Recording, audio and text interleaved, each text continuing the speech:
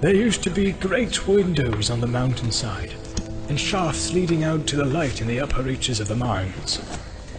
I think we have reached them now, but it is night outside again, and we cannot tell until morning. If I am right, tomorrow we may actually see the morning peeping in. But in the meanwhile, we had better go on no further.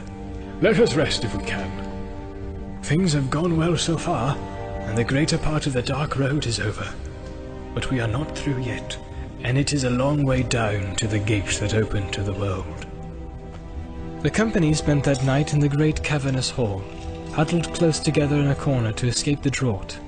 There seemed to be a steady inflow of chill air through the eastern archway. All about them as they lay hung in the darkness, hollow and immense, and they were all oppressed by the loneliness and vastness of the dolven halls and endlessly branching stairs and passages. The wildest imaginings that dark rumour had ever suggested to the hobbits fell altogether short of the actual dread and wonder of Moria. There must have been a mighty crowd of dwarves here at one time, said Sam. And every one of them busier than badgers for 500 years to make all this, and most in hard rock too. What did they do it all for? They didn't live in these darksome holes, surely. These are not holes, said Gimli. This is the great realm and city of the Dwarves, and of old it was not darksome, but full of light and splendour, as is still remembered in our songs. He rose, and standing in the dark he began to chant in a deep voice, while the echoes ran away into the roof. The world was young, the mountains green. No strain yet on moon was seen. No words were lain on stream or stone, when Durin woke and walked alone. He named the nameless hills and dells. He drank from yet untasted wells. He stooped and looked in, mirror, and saw a crown of stars appear, as gems upon a silver thread, above the shadow of his head. The world was fair, the mountains tall, in elder days before the fall, of mighty kings in Nargothrond, and Gondolin, who now beyond the western seas have passed away. The world was fair in Durin's day.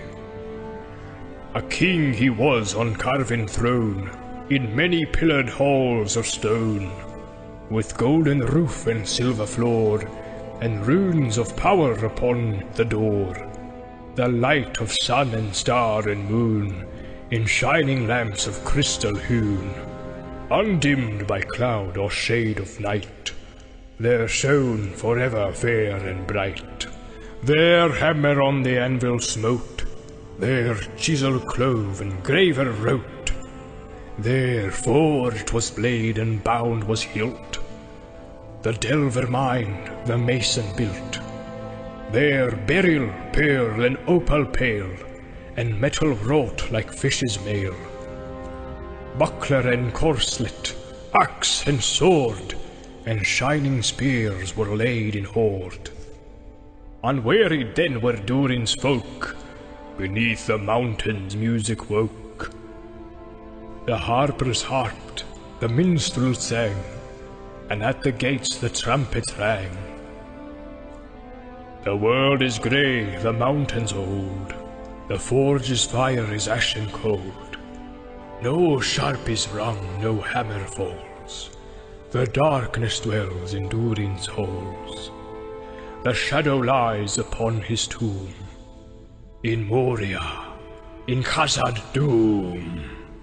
But still in sunken stars appear, in dark and windless Mirror, there lies his crown in water deep, till Durin wakes again from sleep. I like that, said Sam. I should like to learn it. In Moria, in Khazad Dûm. But it makes the darkness seem heavier, thinking of all those lamps. Are there piles and jewels and gold lying about here still?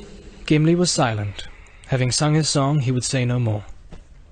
Piles of jewels? Said Gandalf. No, the orcs have often plundered Moria. There is nothing left in the upper halls. And since the dwarves fled, no one dares to seek the shafts and treasuries down in the deep places. They are drowned in water, or in a shadow of fear.